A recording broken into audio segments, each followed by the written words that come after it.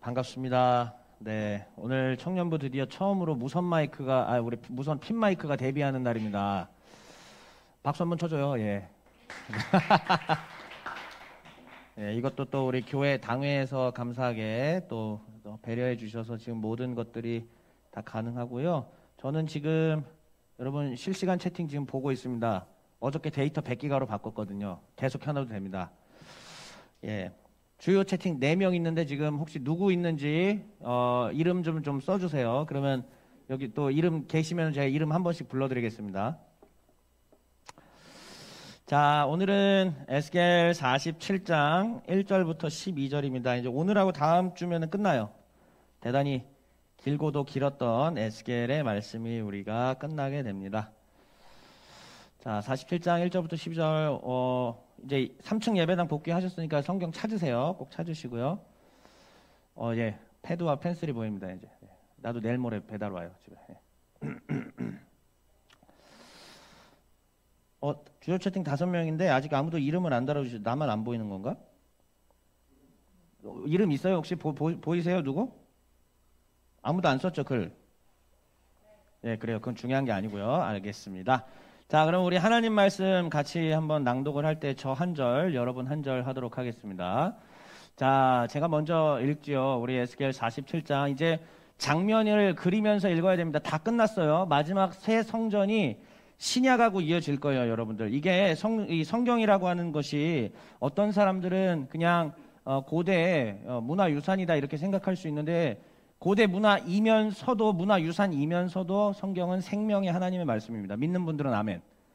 예, 그렇기 때문에 이것이 신구약이 서로 어떻게 연결되는지, 그래서 하나님이 우리에게 어떻게 생명을 더하여 주시는지 이 본문이 기가 막히게 저는 잘 드러나 있다고 생각을 하니까요. 특별히 요한계시록까지 다 연결되어 있습니다. 그러니까 여러분 생각하면서 한번 장면을 그리면서 성경을 낭독해 보죠. 제가 먼저 읽겠습니다.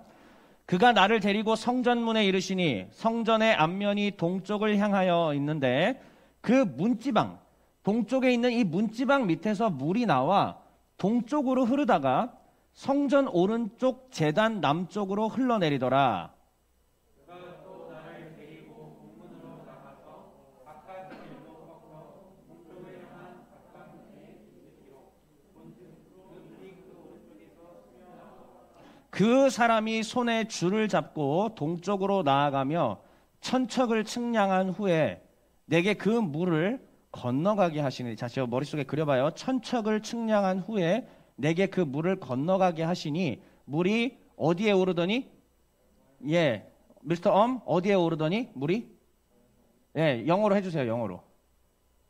자, 미안해요. 자, 저기 노란색으로 한 거 저거 얘기한 거였어요. 자, 발목에 오르더니, 그 다음 여러분들 시작.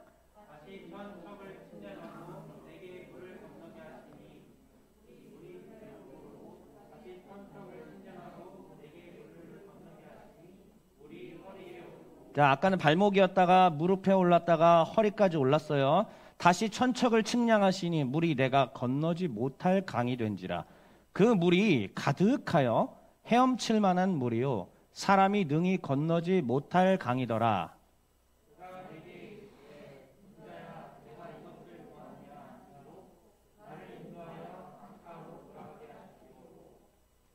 이게 습기가 차가지고 잠깐 지금 안경에 계속 습기가 차네요. 내가 돌아가니 강 좌우편에 나무가 심이 많더라.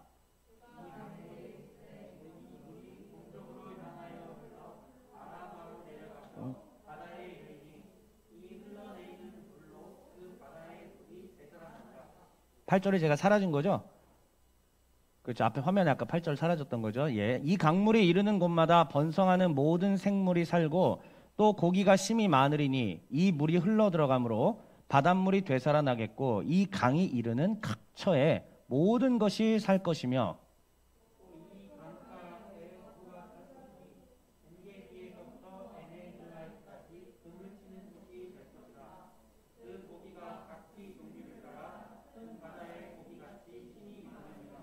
그 진펄과 개펄은 되살아나지 못하고 소금 땅이 될 것이며 12절 같이 읽읍시다. 시작. 강 좌우 가에는 각종 먹을 과실나무가 자라서 그 잎이 시들지 아니하며 열매가 끊이지 아니하고 달마다 새 열매를 맺으리니 그 물이 성소를 통하여 나옴이라. 그 열매는 먹을만하고 그 잎사귀는 약 재료가 되리라. 아멘. 혹시 뒤에서 뭘 누르셨나요? 지금은 또 왜 안 넘어가죠? 잠깐 가만히 계셔 보세요. 잠깐만요. 네. 자, 그대로 하겠습니다. 자, 오늘의 제목은 같이 한번 소리내서 읽어볼까요? 시작. 성전에서 흘러나오는 물. 그 다음 중요한 것은 여러분들이 괄호에 있는 부분입니다. 괄호 있는 부분 한번 같이 읽어주세요. 머리에 기억을 하시면서 시작.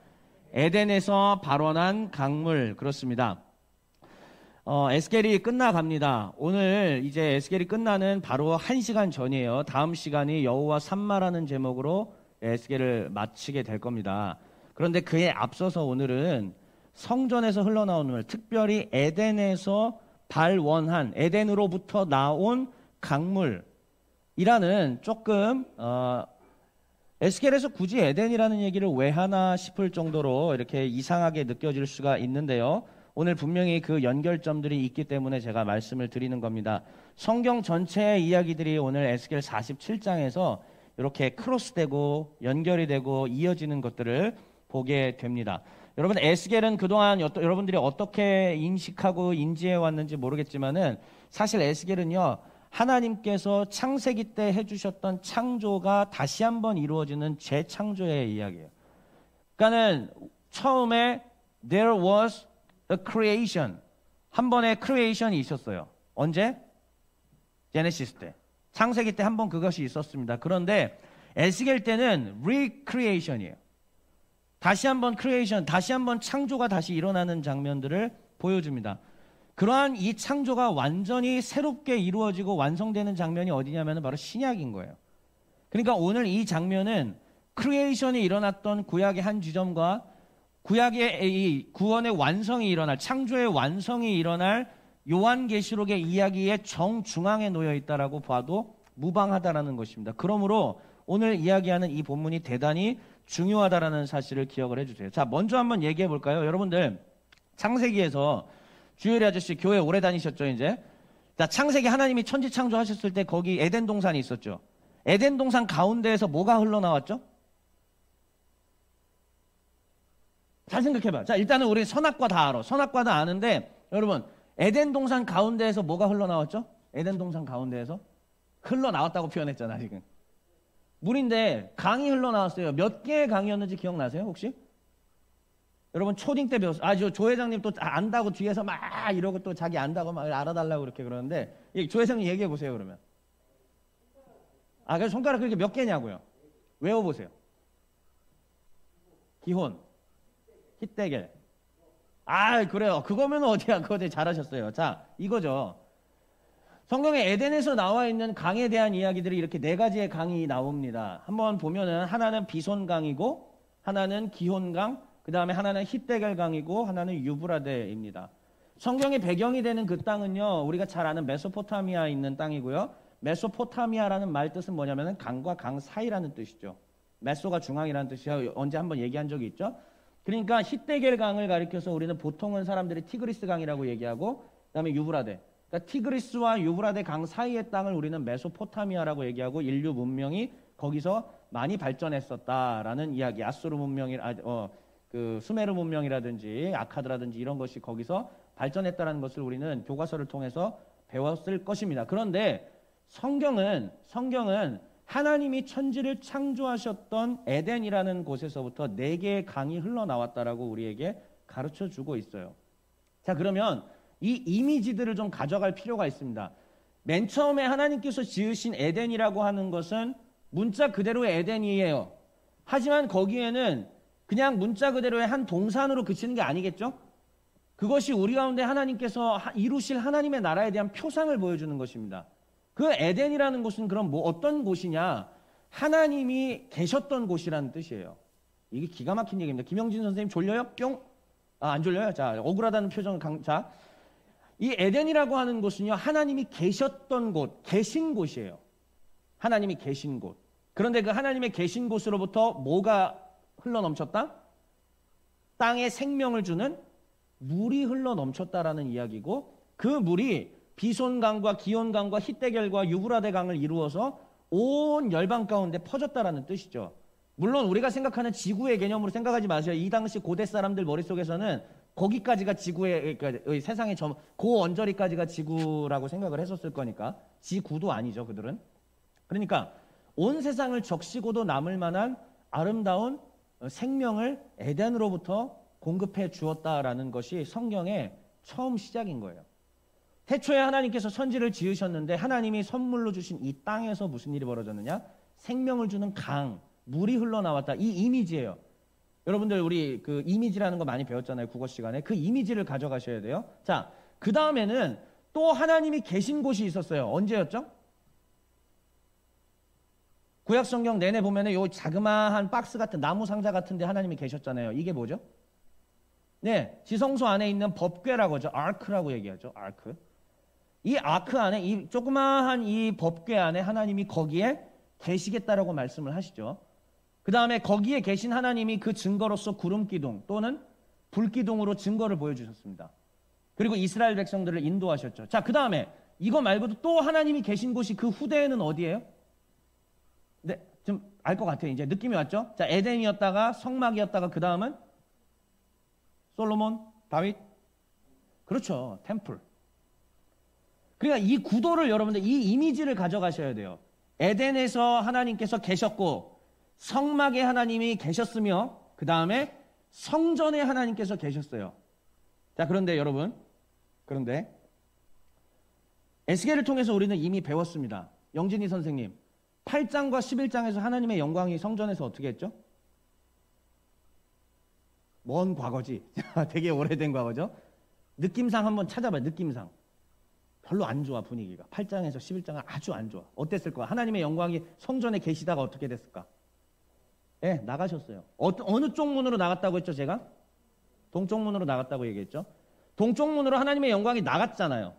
자, 나가신 다음에 43장에 이르러서 떠나갔던 영광이 다시 어떻게 했다? 예, 하나님의 영광이 다시 came back 했어요. The glory of God came back into the temple. 오케이? 하나님의 떠나갔던 영광이 다시 한번 돌아오는 이 과정들을 우리는 신앙의 여정일 뿐만 아니라 하나님께서 하나님의 구속을 이루시는 위대한 그림이라는 것을 반드시 이해를 해야 된다라는 말입니다. 자, 그러면 지난 시간에 이제 배웠던 내용들을 아주 짧게 복습하고 오늘 내용으로 가볼게요. 지난 시간에 배웠던 건 바로 이거였죠. 그래서 하나님께서 이제 다시 돌아오신 영광, 그 성전 안에서 하나님께서 예배 제도를 만들어 주시고 하나님과 함께 할 수 있는 모든 시스템들을 다 갖춰 주셨습니다. 우리는 바로 여기 있는 것들을 살펴봤고 이 밑에 보면은 다음 본문들도 뭘 가르쳐 주냐면은 예배할 수 있는 하나님의 절기와 이런 것들을 다 확립시켜 놓았다라는 것들을 우리에게 보여주죠. 통치자가 해야 될 의무는 뭐였었냐면은 바로 하나님께 한번 1번부터 3번 같이 소리내서 읽어볼게요. 1번 시작. 여호와께 예물 봉헌. 자, 군주가 해야 될 일들은 뭐였냐면 하나님 앞에 예물을 드려야 백성들로 하여금 예물을 드리게 하고 마음을 드리게 해야 됐다는 거죠. 두 번째 읽어볼게요. 시작. 여호와의 정의 실현. 그렇습니다. 하나님께서는 백성들에게 정의를 실현하라고 했죠. 제가 말씀드렸죠. 지난주에 지계석이 여기 있는데 이 지계석을 이렇게 옮기는 건 대단히 큰 범죄다라고 얘기했어요. 다른 사람의 먹거리와 다른 사람의 살 길을 없애버리는 것은 우리 현대사회 속에서도 굉장히 큰 범죄에 해당하죠. 그런데 여러분들이 아시다시피 현대사회에서 살기 위해서는 남을 밟아야 돼요. 무슨 말인지 이해하시죠? 내가 손해보지 않으려면은 다른 사람을 눌러야 돼요. 그것이 우리 현대사회가 말해주고 있는 시대 정신이고 우리에게 가르쳐주는 거잖아요. 그런데 다행스러웠던 건 뭐냐면 지금 20대들, 지난주에 똑같은 얘기였죠. 지금 20대들이 바라고 있는 아이콘이, 시대적 아이콘이 뭐죠? 정의와 공정이라고 얘기했지 않습니까? 이 정의와 공정이 잘 보세요. 세속 사회에서 여러분들 완전하게 이루어지는 날이 올까요? 안 올까요? 절대 오지 않습니다. 근데 제 앞에 수식어를 기억하셔야 돼요. 완전이라는 말을 했죠. 완전히 이루어지는 날은 오지 않지만 하나님께서 일반 시민사회 가운데, 국가 가운데 분명히 악을 제어할 수 있는 그 능력을 주셨고 그 정의와 공의를 이루도록 세속 권력자들에게 그것도 일반 은총적으로 허락하셨기 때문에 그걸 해야 될 겁니다. 근데 저는 그렇게 생각해요. 사회가 깨끗해지면 깨끗해질수록 그것이 된다. 그러면 이 사회를 누가 깨끗하게 할 거예요? 크리스천이 할 겁니다. 왜 아멘 안 해? 여러분들이에요. 저와 여러분들이 이제 이 사회의 주역이에요. 우리가 더 이상 그동안 대한민국이라는 사회가 1970년대 이후로부터 성장 중심으로 이루어왔잖아요. 근데 이 성장이, 고도 성장이 끝나고 이제는 바닥까지 내려는 저성장도 넘어서는 지경까지 와 있지 않습니까? 그리고 새로운 시대까지 진입을 했죠. 자, 성장이고 뭐고 이제 생각할 겨를이 없어요. 지금부터 우리가 이제 해야 될 것은 무엇이냐면은 이제서야 거품이 다 꺼지고 하나님께서, 예수님께서 말씀하셨던 것이 무엇인가? 주님께서 말씀하신 그 정의와 공의, 그리고 하나님께 예물을 봉헌하는 이 정신, 그리고 세 번째 여호와께 예배를 실현시키는 이것들을 우리가 어떻게 이루어갈 것인가를 이제 생각해야 되는 세대가 되었다는 얘기입니다. 저는 여러분들과 그거를 이루어갈 거예요. 그리고 저를 만나는 많은 젊은이들한테 이 생각들을 계속 이야기해주고 있습니다. 나누고 있어요.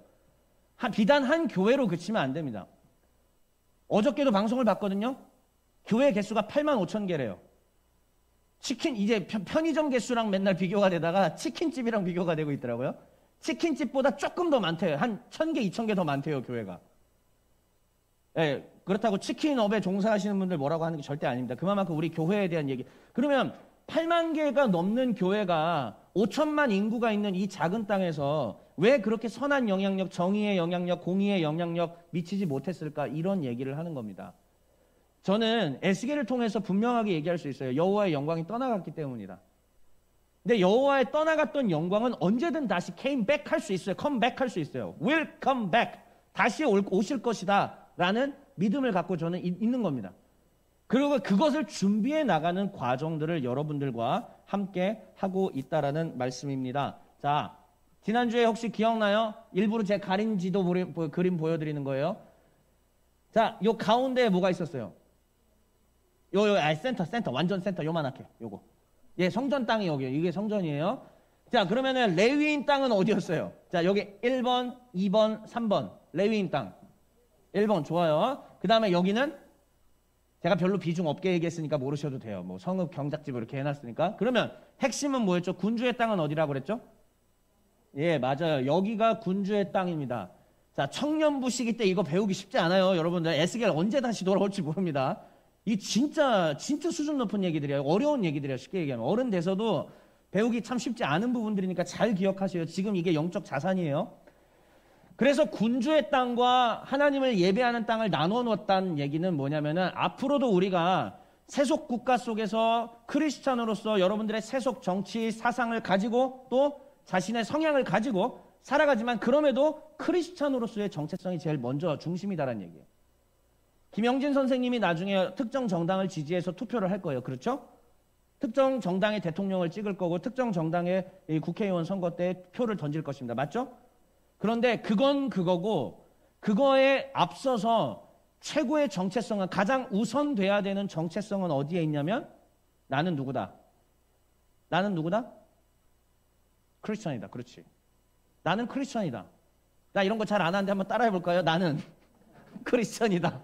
아, 나 이런 거 되게 민망해. 어우, 자, 한 번만 다시 민망해도 오늘 우리 김주양 인도자님 내가 시켜가지고 느끼한 멘트 한 거예요.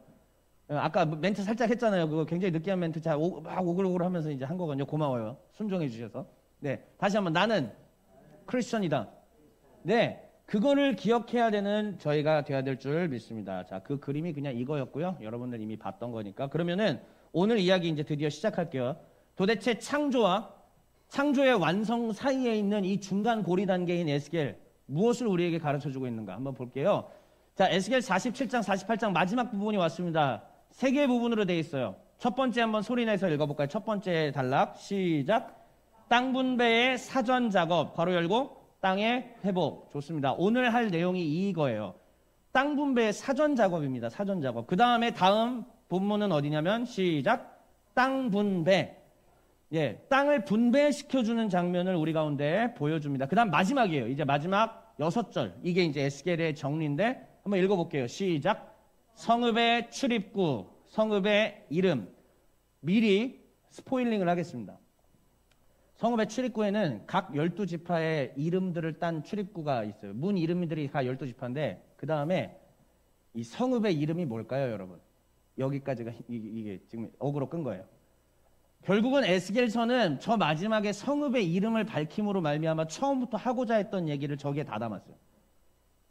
미리 얘기합니다. 여호와 삼마라고 제가 얘기했죠. 다음 주 제목이에요. 여호와 삼마가 에스겔 저자가 우리한테 하고 싶은 진짜 얘기였던 거예요. 그게 총정리된 표현이 저기에 있다는 사실을 기억을 해주시고요. 자, 보겠습니다. 그러면 우리가 오늘 봐야 될 것은 땅 분배의 사전 작업인데요. 땅 분배의 사전 작업에는 두 부분으로 되어 있습니다. 첫 번째, 다 물 환상이에요. 성전에서 물이 나오는 환상인데 첫 번째는 뭐냐면 한번 요 파란 글씨 같이 읽어볼까요? 시작. 4번의 측량. 오케이. 아까 무릎, 발목, 허리, 풍덩. 4번의 측량이라는 그림을 하나 보여주고요. 두 번째는요. 시작. 되살아나는 땅. 그 결과 땅이 되살아나는 과정들을 우리에게 보여줍니다. 자, 물은 어떻게 흘러나올까요? 이거예요. 성전의 문으로부터, 성전 중심으로부터 물이 흘러나옵니다. 여러분들, 우리는 이미 이거를 유명한 찬송으로 우리는 이미 다 알고 있던 거예요. 뭐였죠? 주양 인도자님. 이 내용, 성전에서 물이 흘러나와서 닿는 곳마다 새로워지는 그 찬송 뭐 있죠? 가사 다 불러줬다. 네, 주 보좌로부터 물이 흘러 닿는 곳마다 새로워지네. 이게 이런 내용을 담은 찬송이죠. 우리는 이미 그런 찬송들을 통해서 에스겔 내용들을 풍성하게 담아서 불렀던 건데 단지 그게 이런 내용인지 몰랐던 것뿐이에요. 저는 거기에 신학적 기반이 되는 내용들을 이제 알려드립니다. 그리고 이것이 우리에게 우리의 찬송을 더 우리의 예배 생활, 신앙 생활을 풍성하게 해주리라고 저는 생각을 해요. 자, 봅시다. 에스겔 47장의 3절부터 5절에는요. 4번의 측량에 대한 얘기들이 나옵니다. 자, 4번의 측량 제가 한번 읽어드릴게요. 첫 번째, 천척을 측량했어요. 그랬더니 물이 어디까지 올랐다? 발목까지 올랐습니다. 두 번째, 천척을 또 측량해. 똑같아요. 천척을 측량했더니 물이 어디까지 올랐다? 무릎까지 올랐다. 크게 대답해 주십시오. 여기로 여러분 소리가 들어가야 돼. 저기 방송 듣는 분들이. 자, 다시 한번. 세 번째, 천척을 측량했더니 물이 어디까지 올랐다? 허리. 예, 감사합니다. 그 다음 마지막으로 천척을 측량했더니 물이 어디까지 올랐다? 다 잠겨버린 거예요. 다 강이 돼버린 거예요. 예, 물이 그냥 완전히 나를 다 풍덩하고 잠겨버렸다라는 이야기죠. 첫 번째 오늘 물 환상이 이 내용을 우리에게 보여주는데 이것을 제가 그림으로 보여드릴게요. 이런 겁니다. 보세요. 처음에 물이 흘러서 물이 발목을 잠겼다가 좀 더 걸어가요. 인자는 에스겔이겠죠. 좀 더 걸어가요. 갔더니 어디까지? 무릎까지. 좀 더 걸어갔더니 허리까지. 좀 더 걸어갔더니 다 잠겨버리는 이러한 은혜의 역사들이 있게 됐다는 겁니다. 그런데 저는요, 이 찬송도 있고 우리가 에스겔이 이렇게 물이 풍덩 차 올랐다는 것까지는 신앙생활하면서 여기까지는 좀 들어봐요. 근데 사실은 이 다음 부분이에요. 4번의 측량 다음 부분이 중요한데 그 부분에 이제 여러분들 주의 집중해서 한번 들어보세요. 그 전에 일단은 여기서의 이 4번의 측량이 우리한테 하나 또 에스겔 저자가 던져주는 시사점이 하나 있습니다. 뭐냐면 이거예요. 8장에서 11장 내용 다시 한번 계속 저는 8장에서 11장을 강조하는데 기억나요? 이 내용 뭐였는지? 네, 서예린 지금 기억난다고 하셨는데 제가 한번 아니 기억날 거야. 여기에 뭐 있었어요? 제일 처음에 하나님이 인자를 데리고 에스겔을 데리고 저 멀리에 바벨론에 있다가 이쪽으로 갑자기 환상 가운데 데리고 오셨어요. 북향문을 데리고 갔더니 뭐가 서 있었죠? 이거 뭐예요? 네, 무슨 우상이었는지 혹시 기억나는 분? 무슨 우상? 그래요, 기억 못해도 됩니다. 질투의 우상이었어요. 자, 하나님의 거룩한 성읍. 다시요, 이 성읍. 다시 한번 이 성읍. 이 하나님의 거룩한 성읍에 지금 뭐가 있냐면 초입부터 우상이 있어요. 자, 그 다음에 두 번째로 들어갈 때 뜰문에 들어갔습니다. 그랬더니 무슨 일이 벌어졌는지 혹시 기억나는 분? 거의 이제 총정리니까 혹시 기억나는 분? 태양신은 여기에요. 이제 맨 마지막. 태양신 여기에. 그 사이에 있었던 거.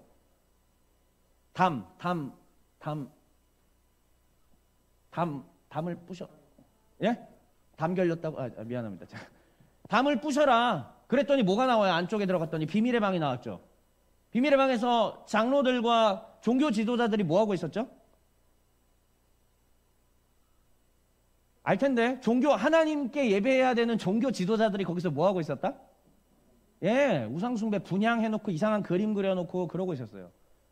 그 다음에 조금 더 들어가서 성전 북문에 이르렀더니 여인들이 뭐하고 있었다? 여인들이 담무스라는 이방신을 위해서 애곡하는 종교 의식을 치르고 있었죠. 그 다음 마지막으로 아까 얘기하신 것처럼 성전 안뜰에 들어가서 동쪽 문을 향하여 25명이었나요? 그랬나? 하여튼 그 사람들이 동쪽을 향해 뭐 하고 있다? 누구에게 경배하고 있었다? 태양신을 향해 경배했다. 몇 번이었죠? 지금 단계가? 4번이죠. 이 4번의 단계를 통해서 이 성읍은 무너졌습니다. 하나님의 고발이 들어간 거예요. 북향문 보여줬어. 그 다음에 에스겔한테 그 다음에 뜰문 보여줬어. 성전 북문 보여줬어. 마지막으로 결정타예요. 여기서 이제 더 이상 하나님한테 용서해 달라고 말도 못해. 성전 안뜰의 번제단 앞에서 태양신에게 절하고 있었어요. 끝난 거예요, 이 나라는. 이 성읍은 끝이에요. 이 4번의 고발을 통해서 이 나라가 망했다라는 것을 그동안 우리는 8장 이후로부터 쭉 살펴본 거예요. 그 긴 세월을 우리가 지금 6개월째잖아요. 살펴봤어요. 그런데 이 4번의 고발 이후에 하나님께서 회복시키는 장면을 어떤 식으로 하느냐? 물이 차올라 발목 한 번, 물이 차올라 무릎 2번, 물이 차올라 허리 3번, 강이 되어버렸다. 이스라엘의 범죄로 말미암아 이 나라는 패망했고 끝났지만 하나님의 은혜로 말미암아 이 나라는 다시 4번에 걸쳐서 이렇게 회복시켜 주신다라는 것이 이 안에 담겨 있는 겁니다. 대단히 영적인 것이죠. 이것은 하나님께서도 이러한 단계들을 거쳐서 무너져 있던 공동체를 세우시고 무너져 있던 한국 기독교를 다시 세우시리라 저는 믿습니다. 그 은혜가 우리 길벗교회 청년부에게도 길벗교회 모든 교회학교와 장년부에게도 동일하게 일어나게 될 줄 믿습니다. 예, 믿는 분들은 다시 한번 크게 아멘. 좋습니다. 자, 그러면 첫 번째는 4번째 측량이었고 이제 2번째가 중요하다고 했죠. 되살아나는 땅입니다. 성전 중심으로부터 물이 흘러서 그게 강이 돼서 동쪽을 향하여 계속 흘러가고 있어요. 자, 그러면 여러분들 혹시 성경 지리를 알고 있는 분들 계세요? 동쪽으로 나가면은 그 산을 거쳐서 광야, 유대 광야를 거쳐서 나오는 게 있어요. 뭐였죠? 우리 유년부 선생님들은 제가 지도 많이 보여줬는데. 자, 여기가 예루살렘이야. 여기가, 자, 방송 보시는 분들도 보세요. 여기가 예루살렘이에요. 성전이에요. 동쪽 문으로 나갔어요. 여기 유대 광야가 있고, 그 다음 나오는 거. 유대 광야 사이에 유대 광야 있고, 그 다음 나오는 거. 뭐였죠? 바다예요. 무슨 바다? 성경에 나올 만한 바다가 정해져 있죠? 지금도 전 지구에서 그러니까 대기압이 제일 높은 땅. 빨리 변수와 얘기해 보세요. 이제 아는 것 같은데. 예, 맞아요. 데드씨, 사해예요. 그래, 자기들끼리 잘했다고 자기들끼리, 잘했어. 딱 하이파이브. 우정 좋아요. 예. 자, 사해바다. 어떤 곳이에요? 생명이 살아야 못 살아요? 자, 그런데 동쪽을 향하여 계속 이 강물이 흘러가네요. 이 부분들까지는 우리가 신앙생활 하면서 교회에서 잘 못 배웠어요. 발목에서 이렇게 물 허리까지 이렇게 차오르는 건 많이 배워도 요 장면까지는 잘 못 배웠어요. 잘 생각해 보세요. 강물이 동쪽으로 계속 흘러갑니다. 동쪽으로 흘러갑니다. 그 이후에 강물과 사해바다가 만났을까요? 안 만났을까요? 만나요. 강물과 사해바다가 만납니다. 그럼 어떻게 될까요? 조양희 아저씨, 인도자님. 섞이겠죠? 그럼 어떻게 될까요? 볼게요. 9절 한번 같이 읽어봅시다. 시작. 이 강물이 이르는 곳마다 번성하는 모든 생물이 살고 또 고기가 심히 많으리니 이 물이 흘러 들어가므로 바닷물이 되살아나겠고 이 강이 이르는 각처의 모든 것이 살 것이며 할렐루야. 강물이 닿는 곳마다 생물이 살아나고 고기도 살아나고 심지어는 데드스예요. 바다 이름 자체가 뭐라고요? 죽은 바다예요. 사해예요. 이 죽음의 바다인 사해가 어떻게 되었다? 되살아납니다. 와, 보세요. 사해는 언뜻 보기에는 굉장히 아름답습니다. 이런 사진들, 떠 있는 사진들 많이 보셨죠? 사람들이. 저도 사해에 2번 갔어요. 2번 갔는데 아시다시피 저는 아토피 환자이기 때문에 감히 저기에 이제 그 풍덩할 그 용기가 없었습니다. 우린 죽어. 김주열 아저씨, 그쵸? 우린 죽어요.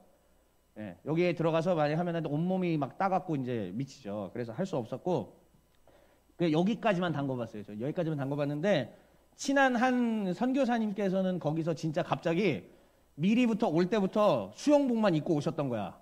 갑자기 막 옷을 벗길래 나 너무 당황해가 저분 왜 저래 이러면서 옷을 벗더니 그냥 진짜 그냥 팡 빠져. 그러더니 누워요.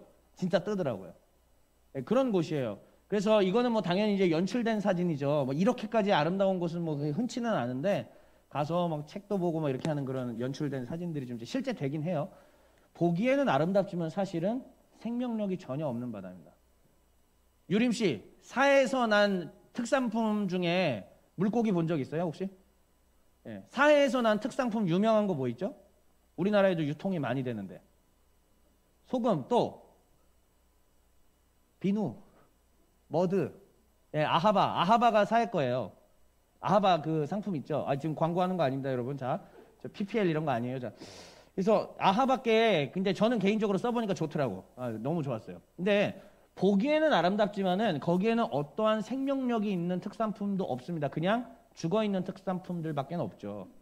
소금만 우리에게 줄 수 있고 물고기는 단 한 마리도 저기에 살 수가 없습니다. 그러나 강물이 닿는 사해바다는 어떻게 된다? 살아난다는 얘기죠.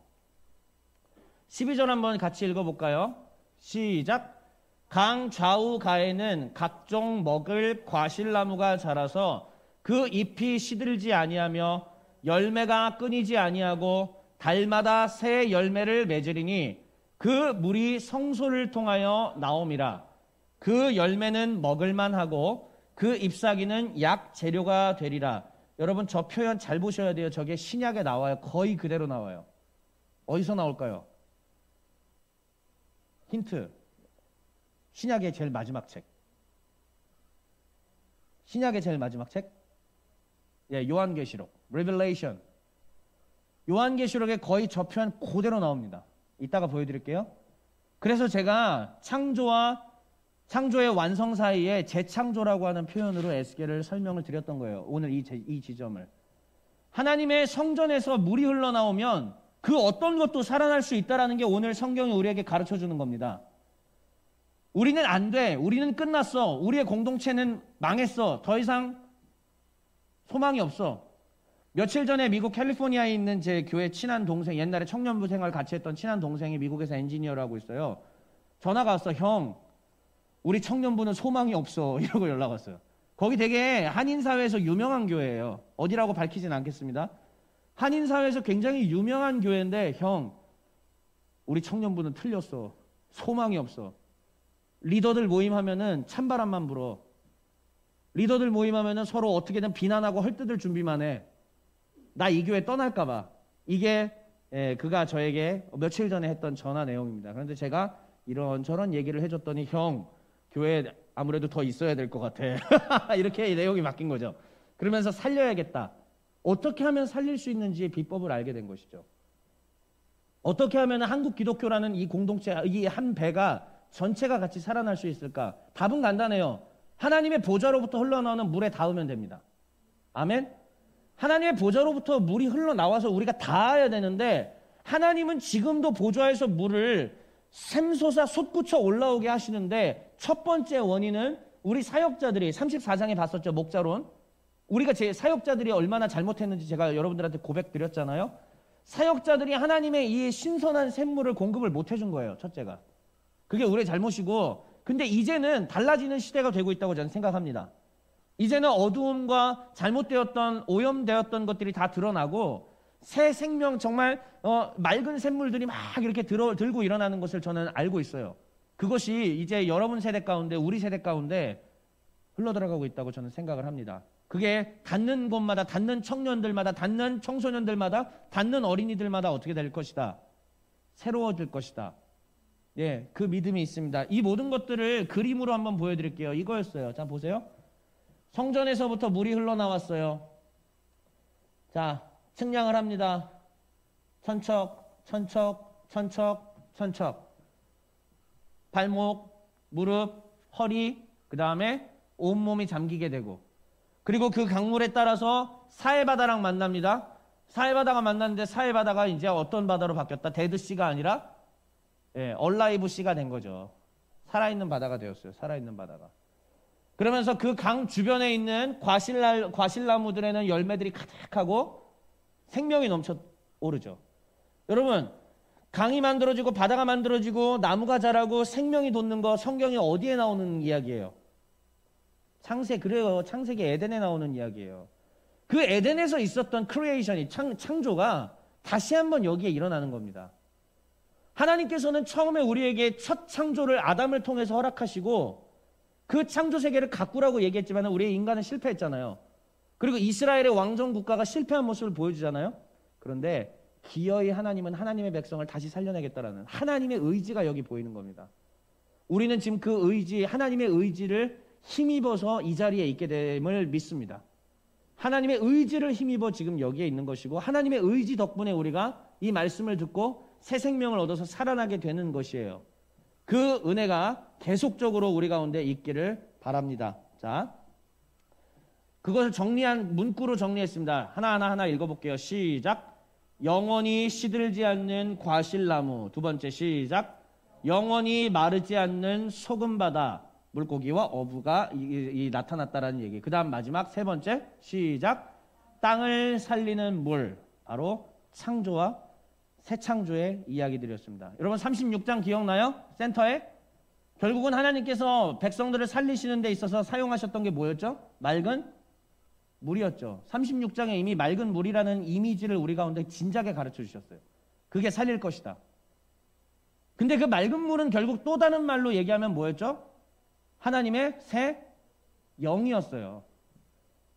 결국은 하나님의 이 맑은 물이 공동체에 들어와서 살린다는 얘기는 뭐가 와서 살린다는 얘기일까요? 하나님의 영. 따라합시다. 하나님의 영. 다시 한번 따라합시다. 성령. 결국은 공동체가 사는 법은 성령이 역사하셔야 돼요. 하나님의 영이 이 공동체 가운데 충만하시려면 어떻게 해야 되냐면 입을 열어 기도하셔야 돼요. 기도하고 하나님 앞에 살려달라고 얘기하고 하나님 내가 주님을 나의 왕으로 모시겠습니다. 하나님이 나의 전부입니다라는 신앙의 고백과 믿음의 고백이 강력하게 흘러넘쳐서 성령의 충만을 받아야 공동체가 이걸로 사는 거예요. 답 다 좋습니다. 하지 않으면 이 물을 받아 마실 수가 없습니다. 하지 않으면 목사가 이렇게 해주기 때문에 그 영향력으로 닿기만 해도 여러분들이 살아날 수도 있어요. 내 안에 그 물이 흘러넘치면 목사인 제 안에 흘러넘치면 여러분들이 살아날 수 있습니다. 하지만 여러분들 자신이 그 물을 닿는 정도가 아니라 직접 받아 마셔야 돼요. 받아 마시는 수준까지 가게 되면은 이건 정말 상상할 수 없는 폭발적인 공동체가 됩니다. 마지막 정리해 볼게요. 자, 그 뒤에 이제 마지막이라고 했지만 이 뒤에 성경 구절을 제가 신약 말씀들을 많이 넣어놨거든요. 그걸 보면 증거가 다 될 거예요. 자, 오늘 내용 정리합니다. 성전에서 흘러나오는 물은 곧 에덴에서 발원한 강과 같은 개념이고 그 에덴에서 흘러나오는 강은 결국 뭐를 상징하는 것이냐면 우리의 생명을 살리는 성령, 곧 성령은 누구의 영이시냐면 생명수 샘물 되시는 따라합시다. 예수 그리스도. 예수 그리스도께서 바로 우리의 생명수 샘물이 되신다라는 얘기죠. 그러니까 에스겔에서 얘기했던 이 내용들은 전부 누구를 예표한 것이다? 주 예수 그리스도를 예표한 것입니다. 예수 그리스도를 통하여서 이루실 하나님의 나라를 예표한 것입니다. 볼게요. 여러분 요한복음 7장 37절 38절 되게 유명한 장면이에요. 초막절이라는 절기 때입니다. 제가 초막절 절기 때 이스라엘에 여행을 가봤어요. 초막절 절기는 언제냐면은 건기가 끝나는 때입니다. 건기가 끝나고 우기가 막 시작될 때 있는 게 초막절이에요. 자, 제가 그때 가봤으니까는 어땠겠어요? 이스라엘 토지가, 영토가 바싹 말라 있었겠죠. 근데 저는 성경 공부를 통해서 성경 지리와 이런 것들을 통해서 초막절에 가면 비가 온다던데 진짜일까 아닐까 기대를 했을까요? 안 했을까요? 엄청 기대를 했죠. 그 여행의 마지막 날쯤 됐던 때 베델이라는 곳, 베델 알잖아요. 성경에서 봤던 베델. 실제로 제가 베델에 갔어요. 근데 갑자기 사람들이 여기저기서 와우, 할렐루야, 프레이즈 더 로드 막 이런 소리들이 막 여기저기서 막 들려. 뭐지 그랬더니 하늘을 딱 봤어. 먹구름이 오고 있어요. 이거 실제 경험. 그래서 내 영상을 내가 영상을 다 찍어놨거든요. 이 계절이면은 실제로 비가 오는구나. 바싹 말라있던 그때에 물이 오면은 이스라엘 백성들은 축복의 물로 받아들입니다. 얼마나 감사하는지 몰라요, 그 물을. 그래서 저도 얼마 안 되지만은 뭐 쬐끔 왔어. 근데도 그냥 같이 이렇게 하면서 거기 미국에서 온 그 관광객들하고 같이 막 프레이즈 더 로드 이러면서 하나님을 찬양합시다 이러면서 같이 놀았거든요. 그런데 성경 봐봐요. 이때 예수님께서 이 초막절에 뭐라고 얘기하시는지 직접 보십시오. 읽으면서 여러분들이 하나하나 마음에 새겨보세요. 자, 읽어보세요. 시작.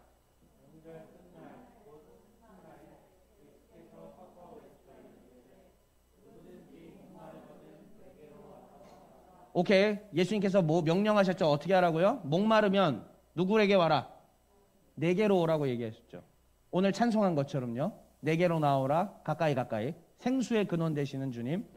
38절 읽어보세요. 시작.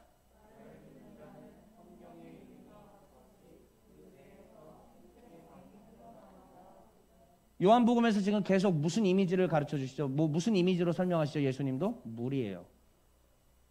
예수님도 이 에스겔을 전제하신 겁니다. 그러니까 그 성전에서 흘러나왔던 물이 곧 지금 누구를 가리켜 한다는 말이에요. 나 예수다. 와, 진짜 멋있는 말 아닙니까? 사람들에게 있어서 예수님은 그냥 선생의 랍비 중에 하나예요. 근데 그 랍비가 뭐라고 얘기하냐면 내가 곧, 이렇게 쉽게 얘기하면 번역을 좀 의역을 해드릴게요. 내가 곧 성전이다. 내가 곧 아버지 하나님과 동일한 자다. 그러므로 내가 누구다? I am the God. 내가 바로 하나님이다. 위대한 선언이었어요. 나로부터 생명의 물이 나온다. 그러므로 나로부터 생명의 물을 받아 마셔라. 나도 목마르니까 마셔야지. 연출하려고 준비한 거예요. 자, 생명의 물.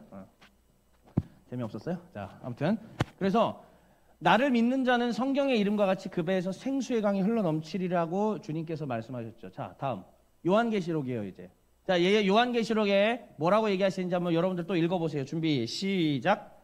또 내게 말씀하시되 이루었도다. 나는 알파와 오메가요 처음과 마지막이라. 내가 생명수 샘물을 목마른 자에게 값없이 주리니 이기는 자는 이것들을 상속으로 받으리라. 나는 그의 하나님이 되고 그는 내 아들이 되리라. 나는 그의 하나님이 되고 그는 내 아들이 되리라. 이것을 네 글자로 우리는 뭐라고 한다고 그랬죠? 이게 임마누엘이에요. 성경 전체의 주제가 임마누엘입니다. 근데 이 임마누엘이 이루어졌던 곳이 어디였어요? 에덴이었죠.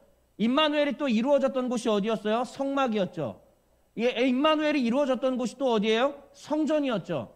그런데 이스라엘 왕들의 범죄와 백성들의 범죄로 임마누엘이 깨졌습니다. 망했죠. 여호와의 영광은 떠나갔어요. 이제 그 성읍에는, 이 성읍에는 여호와가 계셔 안 계셔요? 안 계시는 거예요. 그런데 우리 하나님의 은혜로 하나님 자신의 의지로 말미암아 내가 이 성읍에 다시 돌아오겠다. 그리고 나는 너희들의 하나님이 되고 너희들은 내 아들이 될 것이다. 너희들은 내 딸들이 될 것이다. 너희들은 내 백성이 될 것이다. 내가 기어코 그 일을 하겠다라고 예수님께서 하나님께서 말씀하신 거죠. 이게 얼마나 큰 은혜예요. 자, 좀 길어요. 마지막 구절입니다. 이제 이거하고 끝나는 거예요. 길지만은 작지만은 한번 같이 읽어볼게요. 보이시면 시작. 또 그가 수정같이 맑은 생명수의 강을 내게 보이시니 하나님과 및 어린 양의 보좌로부터 나와서 스톱. 생각해 보세요. 이건 성경 마지막이에요. 요한계시록 맨 끝부분이에요. 그런데 이 하나님의 완성된 나라를 어떻게 표현하시냐면 수정같이 맑은 생명수 강을 내게 보였대. 하나님과 어린 양의 어디로부터 나왔다? 자, 그러면 구약 시대 때까지만 하더라도 보좌에서 물이 나왔다는 건 오직 성부 하나님께만 해당됐던 말이죠. 그런데 요한계시록은 어떻게 확장해 줍니까? 누구와 누구의 보좌? 하나님과 어린 양의 보좌. 그 어린 양이 누구예요? 우리 주 예수 그리스도시잖아요. 하나님과 예수 그리스도의 보좌가, 그러니까는 예수님은 초막절에 얘기한 거예요. 내가 곧 하나님이다. 이렇게 얘기하실 수 있는 거예요. 그래서 그 보좌의 중심으로부터 물이 흘러나와서, 자, 2절 한번 읽어볼게요. 시작. 길 가운데로 흐르더라. 강 좌우에 생명나무가 있어 12가지 열매를 맺되 달마다 그 열매를 맺고 그 나무 잎사귀들은 만국을 치료하기 위하여 있더라. 아까 본 거 아니에요? 에스겔에서? 잎사귀들이 약재가 된다고 했잖아요. 그 다음에 강 좌우에 뭐가 있다고 그랬어요? 과실나무 있다고 했죠. 정확하게 에스겔 아니에요? 맞아요. 기가 막힌 얘기입니다. 그러니까 성경은 하나의 통일성이 있다는 얘기입니다. 때로는 성경에 모순점들이 보이기도 해요. 때로는, 왜냐면은 하나님의 영감된 말씀이지만 그래도 사람이 있었어요. 하나님이 사람을 통해 썼기 때문에 약간 옮겨 적는 거나 그 밖에 여러 가지 부분들에서 오류로 보이는 것들이 물론 보입니다. 하지만 성경의 전체적인 것은 통일성이에요. 그 통일성은 오직 성령 하나님께서 역사하셔서 하나로 우리 가운데 답을 주시는 거죠. 예수 그리스도가 곧 우리에게 생명수 샘물을 주시는 분이다. 자, 그러면 그 나라는 이제 어떻게 되느냐? 3절 한번 읽어봅시다. 시작. 다시 저주가 없으며 하나님과 그 어린 양의 보좌가 그 가운데에 있으리니 그의 종들이 그를 섬기며 4절. 그의 얼굴을 볼 터이요 그의 이름도 그들의 이마에 있으리라. 하나님의 백성 자녀들의 이마에 뭐가 있으리라고요? 누구의 이름? 하나님의 이름이 있는 거예요. 기억나요? 8장에서 계속 8장 11장 얘기하는데 여호와의 영광이 이제 떠나가는 그 고발하는 장면이 쫙 이루어지잖아요. 8장에서 11장에서. 그때 9장에 뭐가 나오냐면 하나님이 뭐라고 얘기하시냐면 여호와의 편에 서 있는 자들 이마에다가 표를 그리라고 했어요. 그거랑 매치되지 않습니까? 여호와 편에 서 있는 자들 이마에 표를 그리라고 했어요. 그러면 어떻게 그 사람들은 어떻게 하겠다? 건져주시겠다라는 뜻이죠. 하나님의 거룩한 백성 이마에 근데 그 표는 뭐예요? 그 누구의 이름이죠? 여호와의 이름. 김주양 이마에는 눈에 보이는 그게 아니고 김주양의 영적 이마에는 하나님께서 뭐라고 하셨냐면 사랑하는 내 아들. 박혜진 이마에는 사랑하는 내 딸. 여러분들 모두에게 다 하나님께서 그런 은혜를 주셨으리라고 저는 믿습니다. 여기서 벗어나면 안 돼요. 그러니까 신앙은 끝까지 유지하고 지켜나가야 된다는 겁니다. 이 이마의 표가 우리는 영원할 거라고 생각하지만 사실은 영원하지 않을 수도 있다는 두려움과 긴장감을 갖고 끝까지 신앙생활 유지해야 돼요. 자, 마지막 5절 읽어봅시다. 시작. 다시 밤이 없겠고 등불과 햇빛이 쓸데없으니 이는 주 하나님이 그들에게 빛이심이라.